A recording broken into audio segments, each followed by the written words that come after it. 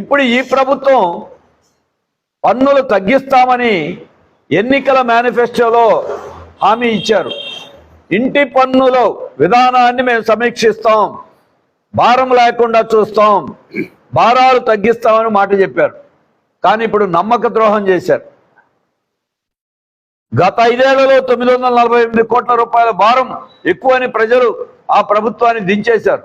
మేము ఉపశమనం ఊరట కలిగిస్తామని చెప్పి ఒక్క సంవత్సరంలో 784 కోట్ల నుండి 1500 కోట్ల రూపాయలు ఇంటి పన్నుల పేరుతో పట్టణ ప్రజల మీద సుమారుగా 40,22,000 అసెస్మెంట్లు అంటే ఇళ్లున్నాయి.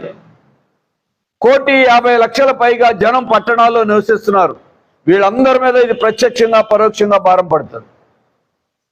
ఇంటి యజమానుల మీదే ఇంటి పన్ను పెరిగితే భారం పడదు. ఇంటి యజమానులు అద్దెదారుల మీద దీన్ని మళ్ళిస్తారు. కాబట్టి సొంత యజమానుల మీదే కాకుండా అద్దెదారుల మీద కూడా